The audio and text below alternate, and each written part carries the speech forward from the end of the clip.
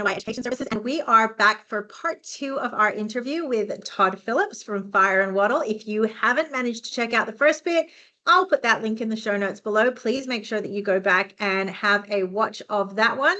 But we were talking about cultural safety training, which is a new framework that has been launched by Fire Wattle, and you can find that detail in the links below. And one of the things that I noticed that you said is that there is a lot of hesitation in businesses, and I think just a lot of businesses in general, they might be nervous, they might be worried about getting it wrong. So like, what is your message? Like if there is a business out there, and we've just recently had a new set of standards that have been launched literally 3 days ago. Under these new standards, we've got a standard 2.5, which is about being able to create culturally safe environments. Like our trainers have to create culturally safe environments, and the RTOs in general. So we've now got this new legislative requirement, and there's obviously a lot of RTOs out there that are going to be looking at this and going, I don't know where to start. I don't know what's right. I don't know what's wrong. What is the first step that they can take to start to think about, building like that cultural confidence that you were talking about earlier? Yeah, thanks, Lauren. And I think my advice would be to not let fear stop you from showing up. I think the worst thing that any organization can do is do nothing. And it's okay to feel unsure. Sometimes this space is it can be seen as eggshells, or people are unconfident and to walk in this space. But I think what does matter, it's your willingness to learn. And with the standards about creating safe spaces and inclusive learning, that's why we came about. We wanted to be a bit of a bridge. We wanted to create environments where we can impact learners, and really just about challenging people to it's not about perfection, but it's just about participation, and the goal is progress. I think we need to be willing to learn in this space. Yeah. Exactly. Yeah. I look, and I mean, one would hope, obviously RTOs, our whole job is education, right? So I think we understand that education in general, and we actually put this into all of our like orientation materials. I'm like, anytime you're learning anything, it's uncomfortable because you're rewiring how your brain works. You're challenging your current set of beliefs and moving it into a new set of beliefs. And so anytime you're doing anything like that, it's going to naturally be a little bit of an uncomfortable process. And I think we sometimes in today's classrooms, we confuse being uncomfortable and being challenged with being unsafe, right? So one of the important things that we do in our training is we make sure that people understand that, look, anytime you're learning a new skill, anytime you're building a new set of understanding, that's going to be a little bit uncomfortable, and that's okay. That's actually a good thing. But it doesn't mean that we don't do it. Like if we're always comfortable and we're always safe, then that's actually a bad thing, because it means we're not changing, or we're not building, we're not getting better, we're not evolving. So I mean, I think that like, I love that term cultural confidence, because that to me is like, yeah, I'm comfortable to go and have that conversation or to ask that question, and as long as I know I'm doing it in a respectful manner, then that's really that's got to be the best starting point for any business that's looking to engage in that way. Yeah exactly. So, like, what kinds of shifts have you seen? I mean, I know you guys have been working with organizations, but what sort of shifts do you see with organizations as they go through these sorts of programs? Like, are there any success stories that you can share with us to kind of give us an idea? Yeah, look, lots and lots of success stories, and success looks different for a lot of different organizations. In leading up to NAIDOC Week this year, I've probably attended about 10 different reconciliation action plan launches, and which is might not mean much for okay, great, an organization is committed to a plan and they're launching, but the background story for many of these organizations is that they've they've needed a lot of coaching and pushing and encouraging to get to that point.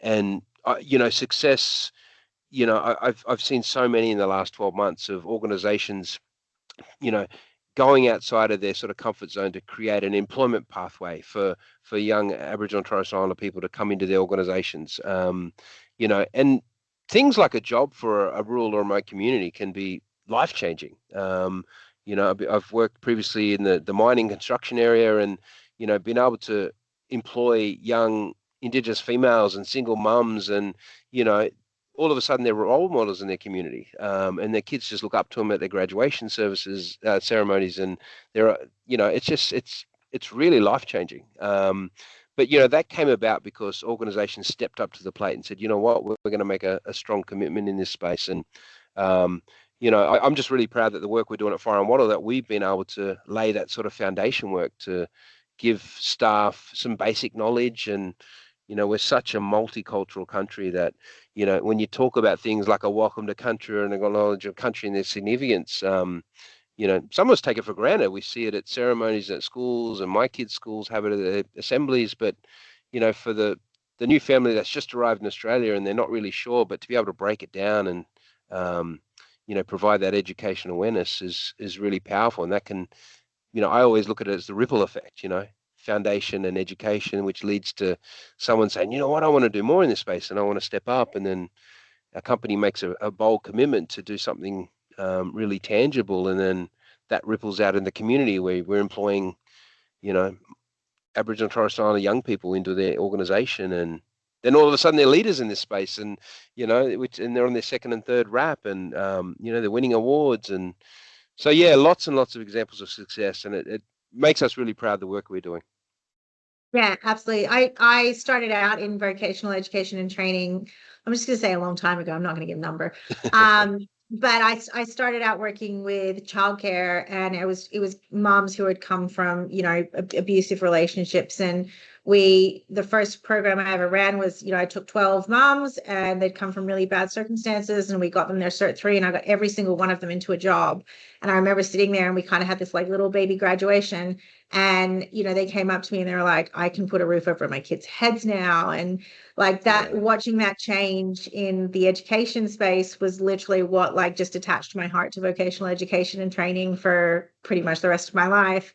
And it sounds to me like I see it all the time in the programs that we work with, whereby you take a kid that didn't think they had opportunities, and all of a sudden not only do they have an opportunity, but they've taken that opportunity by the balls, and they've then achieved something, and they've come through that challenge and gone, I can do this, like I can do this, I've got the capacity to do this. And it just opens up so many doors for them, knowing that they can achieve it, and that all the barriers that they had in their head, all of a sudden they start to break down and go away. And that's an incredible, it's incredible to watch when you see those sorts of things happen.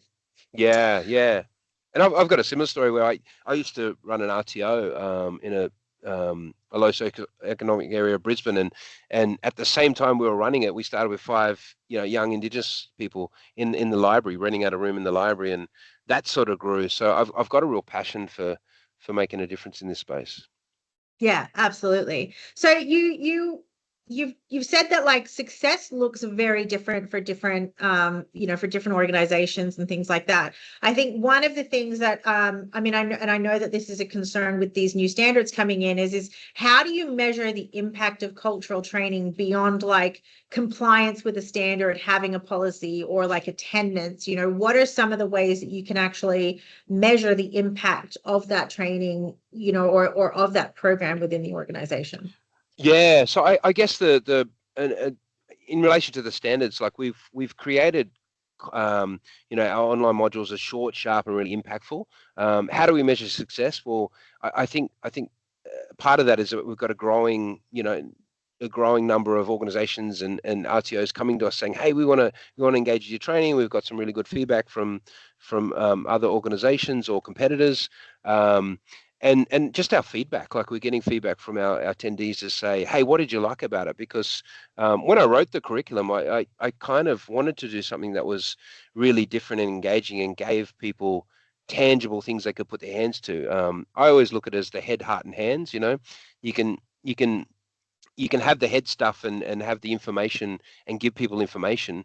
We wanted it to touch people's hearts. So that's why we interviewed elders and, give them real life experiences and stories that can really touch people's hearts. But then we wanted to make our training take it to the next step, which we found that the hands part was missing. What are the things that people can put their hands to, and work with, whatever it may be, around employment or, creating something internally for a network of, people from diverse communities to come together and share. Or so I guess that's how we look at success. That we're growing, we're getting feedback, we're really reflective on our feedback, that it's constructive, and we want to continuously learn and grow as well.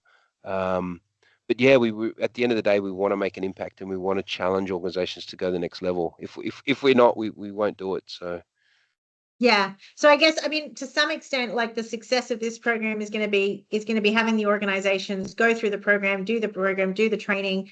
Then they've done the attendance and they've ticked the box, but they're still coming back to you and going, okay, now what's next? yeah, Right. So every one of those what's next conversations is like, okay, this is, that's the way of knowing that it's working, right? yeah, and even like a lot of organizations saying, oh, can we tailor your training to upload our own content in it, or we've got a specific area around law or tech or whatever it may be. So we're continuously evolving and designing so that our training can be maximized and be the best it can be for individual organization we work with. Yeah, absolutely. So, I mean, I guess if you could see every, like, let's say every Australian workplace watch this, right? Not going to happen, but like, let's, we'll play this game. So every Australian could adopt like one principle from Fire and Wattle. What would that principle be?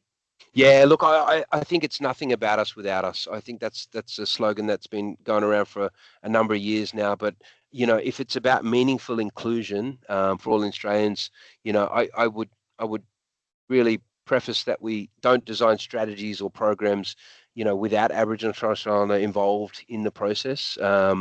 We've got such a rich history in this country, and you know, when we think about Aboriginal and Torres Strait Islander culture and the stuff that we share, we are one of the oldest continuing cultures in the world, and I think that's something that we're all Australians should be really, really proud of. But unfortunately, not enough people know about our rich history and our shared history together.